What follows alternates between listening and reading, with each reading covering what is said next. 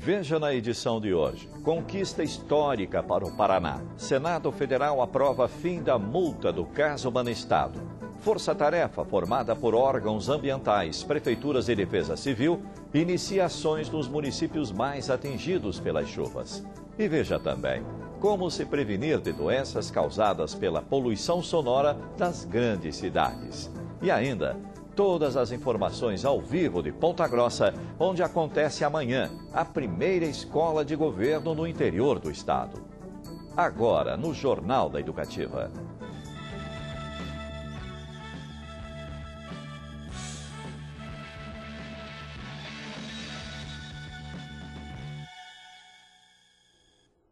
Boa noite. 28 de abril de 2010, um dia que vai ficar para a história do Paraná. Dia em que o Senado Federal aprovou o fim da multa gerada pela venda do Banestado ao Grupo Itaú há 10 anos. Liderada pelo governador Orlando Pessutti, a bancada paranaense se uniu e pressionou para que o projeto fosse votado ainda hoje. Com a decisão, o Estado deixa de pagar mais de 6 milhões de reais por mês. Logo pela manhã, o governador se reuniu com lideranças estaduais do Senado e da Câmara dos Deputados no gabinete do autor do projeto, o senador Osmar Dias. Depois, o parecer foi apresentado pelo relator, o senador ACM Júnior, na plenária da Comissão de Constituição e Justiça e recebeu o apoio de vários senadores. Com o pedido de vistas, a votação ficou para uma nova reunião extra-pauta, às 3 horas da tarde. Por unanimidade e na apreciação rápida de 13 senadores, a Comissão de Cidadania e Justiça atendeu o pedido do Paraná. Depois, mais uma batalha estava por vir. Conseguir as assinaturas dos líderes dos partidos para que a matéria fosse encaminhada à votação na plenária do Senado. E, enfim, o presidente da Casa, José Sarney, recebeu o relatório com um pedido de extrema urgência e colocou o tema em votação. Aprovado por unanimidade. Senhoras senadores e senadores que aprovarem, permaneçam como se conta. Aprovado. A matéria vai à promulgação. Esta luta, ela resulta no seguinte. Primeiro, o Paraná não vai mais pagar a multa de 6 milhões por mês. Segundo, o indexador do cálculo da dívida que estava sendo aplicado de taxa Selic, volta a ser IGPDI. Com isto, a dívida que tinha crescido para 9 bilhões e 100 cai novamente para 8 bilhões e 200 e o Paraná tem um lucro com isso de 900 milhões de reais. Terceiro, o Paraná deixa de estar inadimplente com o Tesouro. Por isso, pode, a partir de agora, receber empréstimos, receber transferências do governo federal, pensar nas obras necessárias à Copa do Mundo. E mais uma coisa que é importante de se considerar. Esta multa que o Paraná estava pagando, ela persistiria até o ano 2029. E nós, portanto, tivemos aqui uma conquista extraordinária. Com uma emenda feita pelo senador Romero Jucá, a Procuradoria-Geral da República revogou apenas um dos artigos do relatório. Dessa forma, o que já foi pago será recalculado e não devolvido na íntegra, conforme previa o texto original. O dinheiro não volta de uma só vez, mas deixar de pagar todos os meses a multa de 6 milhões e ter um crédito onde poderemos abater mensalmente as prestações que temos que pagar ao Tesouro Nacional, significa que ao não termos que pagar a multa e ao não termos que pagar aí por uns 4 ou 5 meses aqueles 60 milhões que temos que todos os meses pagar, significa que o dinheiro também ficará conosco para que as obras, as políticas sociais que nós temos possam ser levadas adiante. É a vitória de todos aqueles que ao longo dessa trajetória se empenharam. As lideranças políticas do Paraná se uniram em prol do Estado, sob a liderança do governador Pessutti e aos auspícios do senador Osmar Dias, que foi o grande articulador desse momento. Mostra que se nós estivermos unidos, ninguém pode com o nosso Estado, ninguém pode com o Paraná. Hoje lavou minha alma. Faz 7 anos e meio que nós estamos com isso engasgado, sabe? E hoje minha alma foi lavada. Depois de anos de luta pelo fim da multa imposta ao Estado, o clima é de comemoração. Mesmo assim, o governador lembrou que as negociações com o Banco Itaú continuam. O Itaú tem ações contra nós, nós temos ações contra o Itaú. Nós vamos continuar discutindo em juízo e, se necessário for, poderemos sentar e conversar com o Banco Itaú para nos entendermos. Existe uma dívida que precisa ser quantificada, precisa ser esclarecida e aquilo que for da responsabilidade do Paraná pagar, nós vamos pagar. Agora, é bom que se diga que esta dívida nunca deveria existir contra o Paraná. E nesta semana começa a jornada da Escola de Governo pelo interior do estado. A primeira edição fora da capital será nesta quinta-feira, em Ponta Grossa. Para falar sobre a importância deste evento para a cidade, nós conversamos com o prefeito de Ponta Grossa, Pedro Vosgrau Filho. A escolha de Ponta Grossa para ser sede dessa primeira escola de governo significa que a cidade está tendo um crescimento no cenário político? Veja bem, a cidade, toda a região dos Campos Gerais está sendo, na realidade, premiada pela iniciativa do governador Pessutti de instalar a escolinha de governo, dessa interiorização do governo do Estado aqui na nossa região. Sem dúvida, é uma oportunidade muito grande que todos nós, prefeitos da região e toda a comunidade, enfim, de levar as propostas, de conversar, de ver como que os processos estão correndo dentro das secretarias, agiliza muito e eu acho que isso vai ser muito positivo para todos nós. A presença do governador aqui na cidade também ajuda na consolidação de alguns projetos importantes para a cidade? Com certeza, né? O governador e os secretários têm a oportunidade de ver em loco aquelas reivindicações que sejam da cidade, ter também um tempo maior para conversar com os prefeitos, com os vereadores, sobre os problemas de cada cidade e agilizar todos esses processos. Então, como disse, é muito bom e é muito positivo. E agora vamos ao vivo, direto de Ponta Grossa, onde a repórter Rafaela Moron tem mais informações. Boa noite, Rafaela. Olá, boa noite, Ared, boa noite a todos. Nós falamos ao vivo da entrada do campus central da Universidade Estadual de Ponta Grossa, porque é aqui que amanhã, às 9 horas da manhã, será realizada a Escola do Secretariado de Governo, a tradicional reunião do Secretariado de Governo. Nesse momento, você vê aí imagens do auditório da reitoria da Universidade Estadual de Ponta Grossa, o local do encontro, um auditório com mais de 400 lugares. Alguns aí já estão reservados para os prefeitos da região, que amanhã vão assinar convênios, parcerias com o Estado, ordens de serviço. Durante todo o dia, uma equipe técnica esteve aí no auditório, ajeitando, preparando tudo para o encontro. Um grande telão foi montado, também banners, o espaço aonde são realizadas as tradicionais apresentações, as tradicionais palestras. Olha só, a programação para a Escola de Governo de amanhã está organizada da seguinte maneira. O governador Orlando Pessutti, obviamente, vai abrir o encontro aqui em Ponta Grossa, fazer uma avaliação, um balanço das ações, projetos e obras realizados e desenvolvidos aqui no município, na região dos Campos Gerais, nos últimos 7 anos. Também a reunião deverá ter a presença do presidente da Sanepar, Estênio Jacob, do secretário de Desenvolvimento Urbano do Estado, Luiz Forte Neto, e do secretário de Obras, Júlio César Araújo Filho, com quem eu converso agora. Boa noite, secretário. Como deve ser a participação do senhor amanhã na Escola de Governo? Amanhã nós estaremos fazendo uma pequena introdução do que estamos executando no Estado e a apresentação de um vídeo, onde aí sim estaremos apresentando nossas obras, não só no Estado, como principalmente aqui na região de Campos Gerais. Também vão ser assinadas ordens de serviço. Quais são essas ordens, secretário? Amanhã estaremos assinando aqui 6 ordens de serviço. Nós estaremos assinando um novo colégio na cidade de Ortigueira, estaremos assinando 3 novas bibliotecas cidadãs, uma ampliação no Colégio Malé e no prédio da Santa Casa Irati também estaremos assinando uma ordem de serviço para ampliação desse prédio.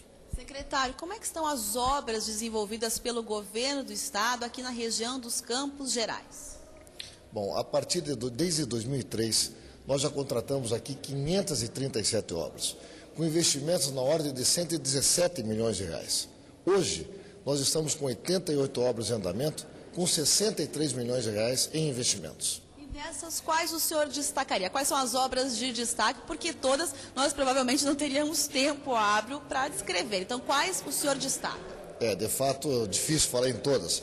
Mas nós temos aqui, por exemplo, em Ponta Grossa, na cidade, Nós temos 3, que eu reputo como muito importantes e emblemáticas, que é a reforma e ampliação do Instituto de Educação César Pietro Martinez, que é o nosso maior colégio público de Ponta Grossa. Nós temos também o Museu de Vila Velha, que já está pronta a obra, está em implantação, e temos a construção do Centro de Socioeducação. Secretário, há também um Hospital Regional de Ponta Grossa inaugurado há pouco tempo, não? Isso é uma obra importantíssima. Eu acredito que aqui em Ponta Grossa deva ter sido a mais importante obra da história de Ponta Grossa, que é o Hospital Regional, que foi construído no campus da Universidade Estadual de Ponta Grossa. Foi gerenciado pelo meu colega, o secretário Forte Neto, uma obra maravilhosa e muito importante para a região. Secretário, para encerrar, falando em hospital e o Hospital Regional de Telêmaco Borba. Esse hospital está com sua programação de inauguração para agosto. Um hospital de 7 mil metros quadrados, onde estamos investindo apenas na obra 17 milhões de reais. Secretário, muito obrigada pela entrevista. Boa reunião para o senhor amanhã. Ok, muito obrigado.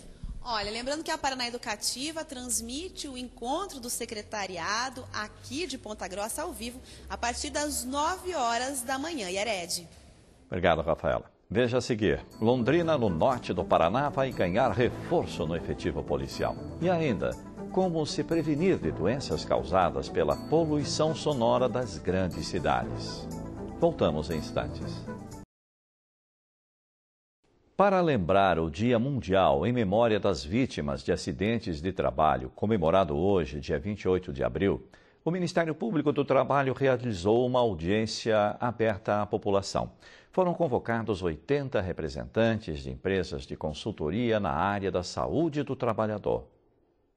Os direitos dos trabalhadores e os cuidados que as empresas devem tomar na área da saúde foram lembrados durante a audiência. A iniciativa do Ministério Público do Trabalho pretende diminuir o número de acidentes nas empresas. Também foi entregue um documento com recomendações visando a redução dos riscos inerentes ao trabalho. A oportunidade foi para conversar diretamente com essas empresas, a fim de que elas também vejam quais são as suas responsabilidades, porque os profissionais dessas empresas também podem ser responsabilizados pelos acidentes que vêm a ocorrer nessas outras empresas que contratam os seus serviços.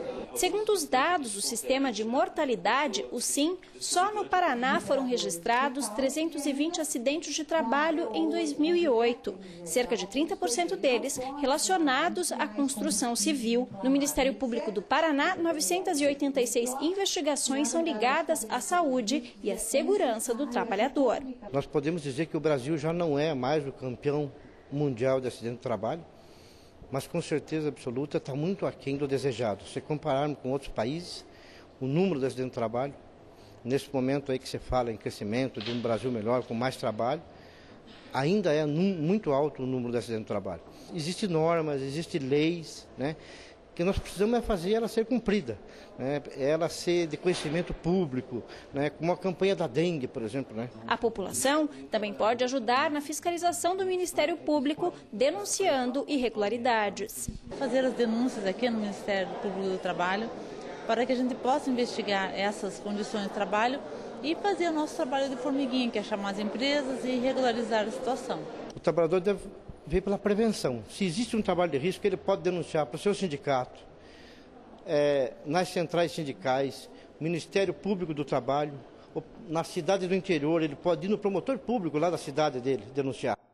E líderes de 14 sindicatos que formam o Fórum dos Servidores Públicos Estaduais se reuniram no Palácio das Araucárias, em Curitiba, com representantes do governo do Paraná, para discutir questões salariais das categorias e as despesas com o pessoal do Poder Executivo. Os líderes sindicais receberam um relatório com informações sobre as despesas com o pessoal do governo. A estimativa da folha de pagamento para 2010, sem a implantação de nenhum reajuste ou reestruturação, era de 8 bilhões e 700 milhões de reais. Com as implantações assumidas, incluindo promoções e progressões e o ingresso de novos servidores, principalmente para a área da saúde, o valor subiu para 9 bilhões e 500 milhões de reais.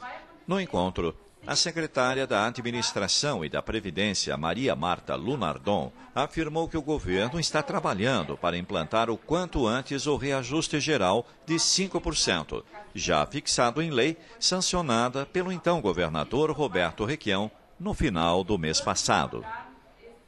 Nós vamos fechar agora o quadrimestre e vamos olhar a data que foi fixada pela lei e estaremos acompanhando as despesas e as receitas. Não garantiria a data de pagamento, mas existe uma preocupação muito grande de governo, governador Pessutti, para que a gente cumpra com todos os compromissos, da melhor forma possível. Londrina, no norte do Paraná, vai ganhar um reforço no efetivo policial. O anúncio foi feito hoje pelo secretário de Segurança Pública do Estado. A audiência foi realizada na sede da Associação Comercial e Industrial. Entre os participantes estava o presidente do Conselho de Segurança de Londrina. Ele falou que chamar a comunidade para discussão é um dos caminhos para buscar soluções. Nós, dos Conselhos de Segurança, a comunidade, nós temos que repassar o que nós estamos precisando. E isso é importante nesse momento, essa reunião no dia de hoje, que o coronel vem aqui, para que a gente possa se expressar e, durante todo esse período, ir apresentando propostas. Porque nós estamos vendo que é possível melhorar a segurança, mudar a história, né? Porque todo o sistema ele está unido, comunidade e polícia. E agora o que nós precisamos é, cada vez mais, cobrar os nossos direitos. Nós pagamos impostos. Então, nós queremos melhoria. E para que isso aconteça, nós precisamos se unir e a comunidade cobrar os seus direitos. A juíza da primeira vara criminal representou a justiça e comentou que está mais do que na hora de unir forças no combate à criminalidade. Então, eu entendo que quando todas as unidades, quando todas as instituições se reúnem para lutar para um determinado fim, nós estamos realmente lutando por Londrina e querendo o bem comum de todos. Na plateia, lideranças comunitárias puderam fazer perguntas e dar sugestões à mesa. É só entregar esse documento com algumas solicitações. Entre as medidas, o secretário anunciou uma aproximação ainda maior com os londrinenses por meio da polícia comunitária. Ele também falou sobre a futura construção de um colégio da Polícia Militar na cidade. Quanto ao aumento do efetivo, o secretário disse que em 3 meses, um novo grupo de policiais vai ganhar as ruas de Londrina. Nós temos um período de treinamento de 5 meses para a formação dos policiais. Será intensivo esse treinamento, mas nós queremos priorizar, porque a necessidade é para ontem.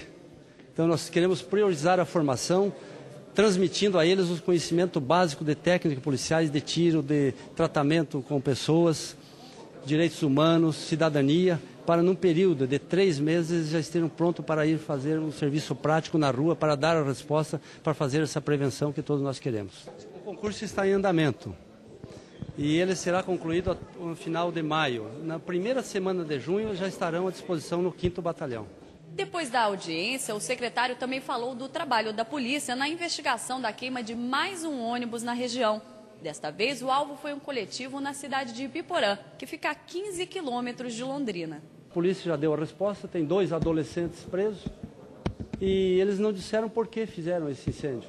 Foram por modismo ou por contágio de outros acontecimentos. Mas o importante é que a polícia deu a resposta com a prisão deles, não ficarão impunes e assim não há por que continuar com essas ações de simples depredação.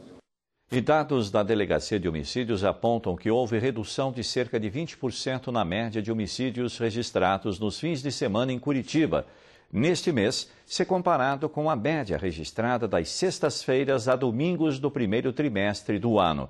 Enquanto a média de janeiro a março girou em torno de 11, em abril foi de 8,75. Nos 3 últimos finais de semana, desconsiderando o feriado de Páscoa, o número de assassinatos se manteve estável, com 7 homicídios, uma queda de 36%. Para o secretário de Segurança Pública, Coronel Aramis Linhares Serpa, a queda é resultado de ações policiais intensificadas a partir do início deste ano, como, por exemplo, a Operação Cidade Segura. A cada dia, os grandes centros urbanos recebem mais moradores e se expandem para todos os lados. E nas ruas, a quantidade de carros e ônibus também se multiplica. O resultado de tudo isso é o fim do silêncio. Hoje é Dia Nacional da Conscientização sobre os riscos causados pelo ruído. Saiba como se prevenir dessas doenças. Ter um momento de silêncio é quase impossível nos dias de hoje. Caminhões, carros, motos compõem uma verdadeira sinfonia de poluição sonora. O medidor acusa o excesso de barulho que muitas vezes passa despercebido pelos ouvidos acostumados aos ruídos urbanos. O ideal é evitar o ruído no ambiente de trabalho, o barulho no ambiente de trabalho. As medidas seriam as ideais mesmo, se as medidas coletivas, não existir o ruído. Caso exista, tem que se proteger através de protetores auriculares, de isolamento do ruído, de todas as formas para evitar essa exposição. Que, não sentida, você vai sentir os fatores de perda de audição ao longo dos anos. Com aparelhos de som cada vez menores, o excesso de barulho ganha um aspecto individual. O fone de ouvido é uma opção perigosa de isolamento. Quem utiliza o recurso fica, muitas vezes, imune aos sons exteriores. Você consegue escutar o que eu estou falando? Oi? Você conseguiu escutar o que eu estava falando? Não. Você consegue ouvir o que eu estou falando? Oi? Oi? Você conseguiu escutar o que eu estava falando? Não. Por quê? Eu estava ouvindo som alto. Usar o fone de ouvido pode causar sérios danos à saúde. Estresse, insônia, irritabilidade e dor de cabeça são algumas das consequências de se ouvir sons em volume tão alto. O importante é que eu escute a música com o fone de ouvido, mas não me isole do ambiente acústico externo, ou seja, que eu consiga escutar também as pessoas ao meu redor, os sons que tem ao meu redor. Então esse é o volume ideal. Uma outra situação de exposição prejudicial ao barulho pode acontecer no ambiente de trabalho. A lei diz que para uma jornada de até 8 horas, o nível sonoro não deve ultrapassar os 85 decibéis. Quem trabalha nessas condições deve ficar atento, porque a maioria das lesões auditivas são constatadas tarde demais. Quando você entra no teu carro e vai ouvir uma música no final do dia, no rádio do teu carro, normalmente você põe um volume um pouquinho mais alto. Você nota isso no dia seguinte. Assim que você liga seu motor de carro, o seu rádio já está muito alto, aí você abaixa. Então você percebe que você perdeu a audição durante o dia. Você perdeu aquela nitidez, como você ouvia. Porque o volume do teu carro vai estar muito alto no dia seguinte, o volume do seu rádio. Então você abaixa. Então essa é uma medida simples para verificar. A Secretaria de Saúde do Estado, em parceria com a Universidade de Curitiba e com o Centro de Referência em Saúde do Trabalhador, levou às ruas da cidade a campanha "O que os olhos não veem, a orelha sente". No folheto distribuído aos pedestres, dicas de como prevenir doenças auditivas. Com auxílio de objetos gigantes, os interessados receberam ainda informações sobre o modo correto de se limpar as orelhas. O objetivo é mostrar para as pessoas as atitudes de prevenção, não só com relação à questão auditiva, mas em qualquer situação que envolva risco à saúde do trabalhador. No próximo bloco, força-tarefa formada por órgãos ambientais, prefeituras e defesa civil inicia ações nos municípios mais atingidos pelas chuvas.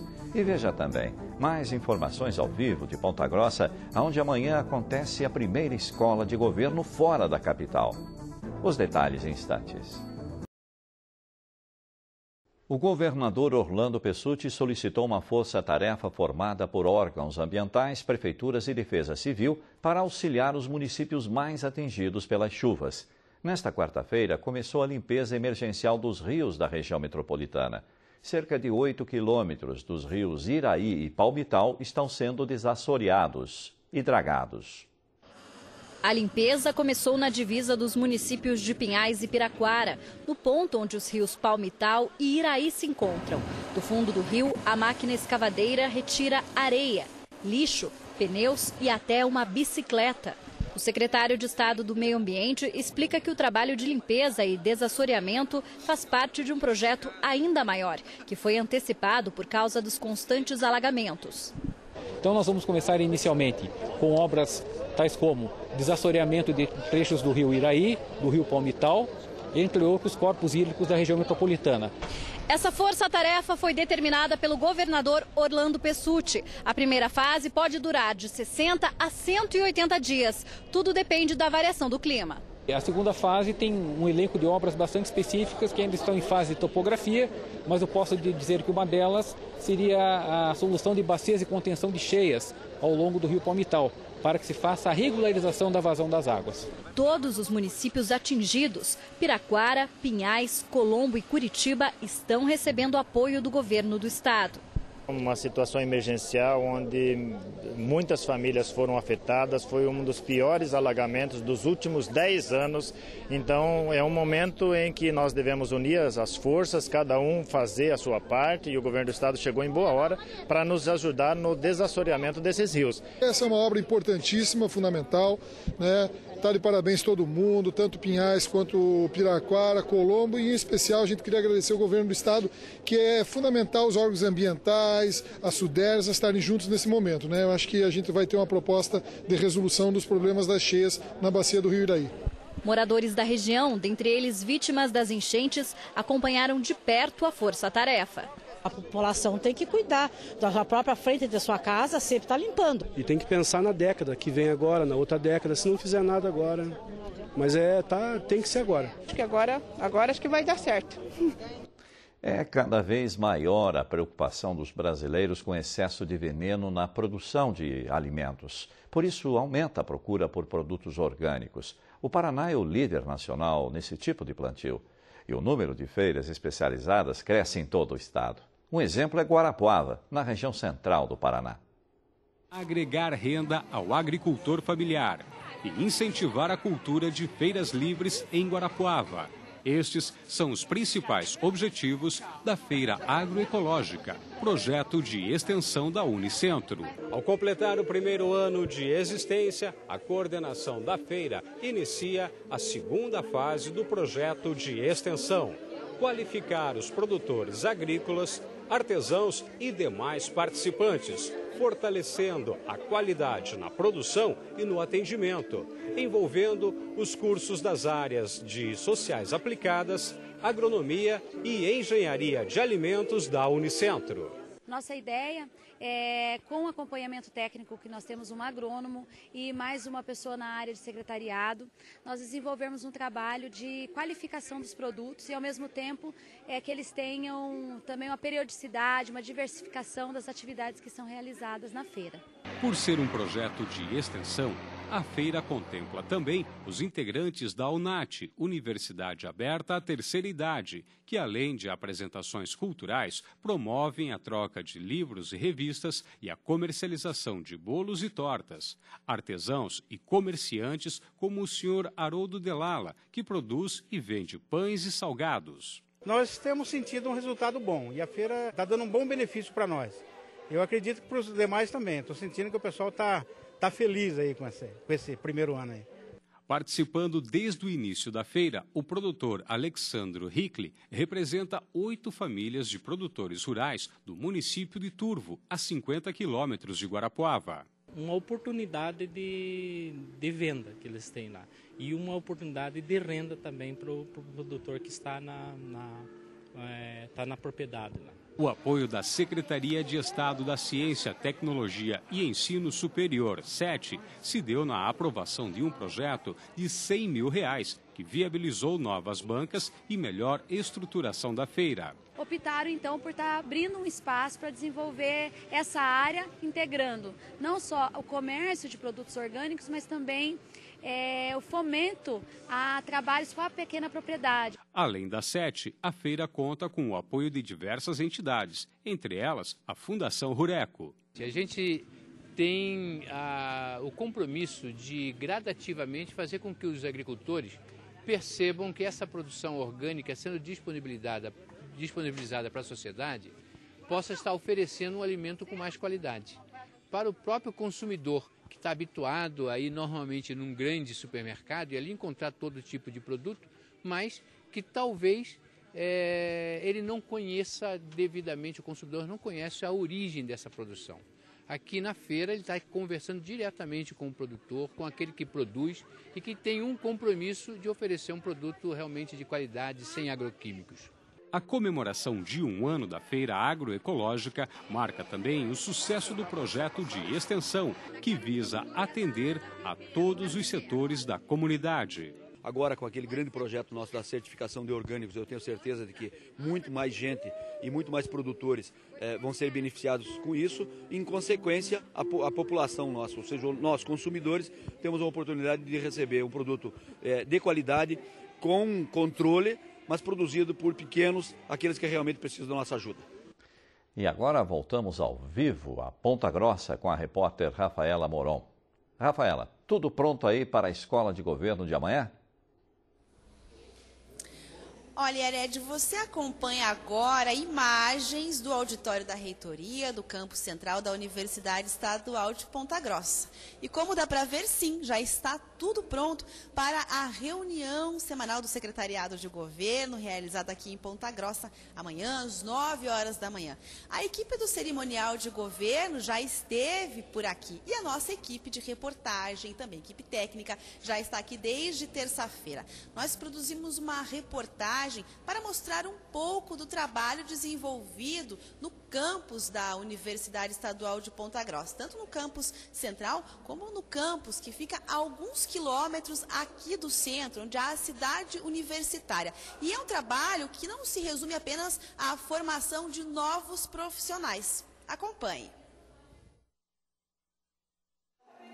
Na sala de aula, a atenção é total. As explicações da professora são de interesse destes futuros biólogos, afinal, vão fazer a diferença na formação deles. Alunos da Universidade Estadual de Ponta Grossa, que contam por que decidiram estudar aqui. As referências que eu tinha já da universidade e pela área que eles indicam, que é mais voltada, que tem peso aqui na universidade, que seria a genética, que é uma área que eu me interesso muito, as referências mesmo. Por ser uma universidade que eu já tinha conhecimento de como ela era um pouco, assim, por pessoas que já faziam o curso, assim, pessoas próximas também, ajudou bastante a eu fazer esse curso, assim.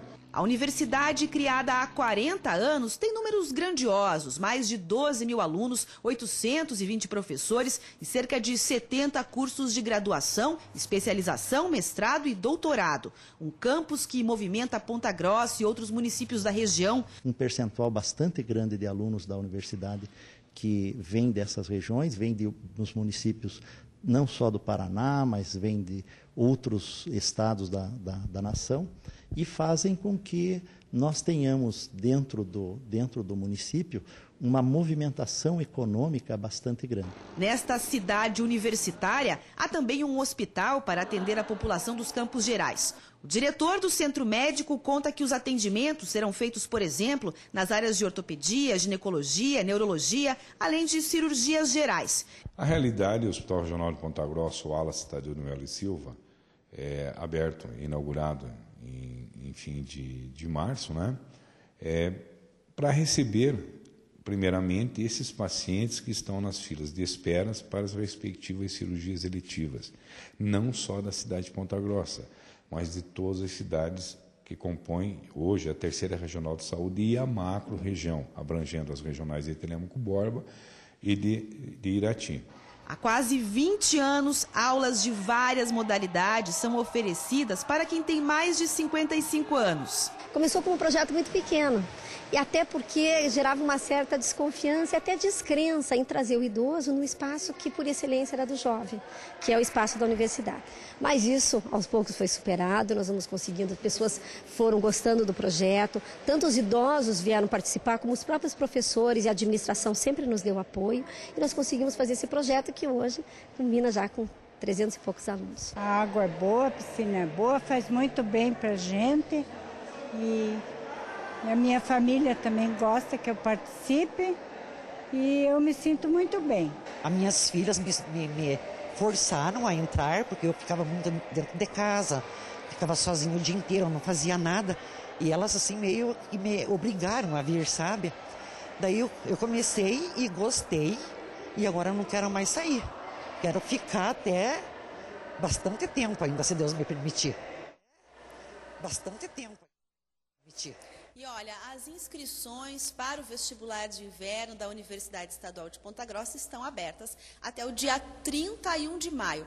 Mais informações e também a inscrição você poderá encontrar e realizar no site www.uepg.br/CPS. É bom lembrar também, Yared, a TV Paraná Educativa transmite amanhã ao vivo a partir das 9 horas da manhã, obviamente, a reunião semanal do Secretariado de Governo, a primeira reunião realizada fora de Curitiba, aqui em Ponta Grossa. Yared. Pois não. Então não se esqueçam, amanhã, a partir das 9 horas da manhã, acompanhe aqui na Paraná Educativa as transmissões diretamente de Ponta Grossa da primeira escola de governo no interior. E o Jornal da Educativa termina aqui. Você encontra outras informações na Agência Estadual de Notícias e nesta quinta-feira, 13h, na primeira edição do Jornal da Educativa. Uma boa noite para você. Até amanhã.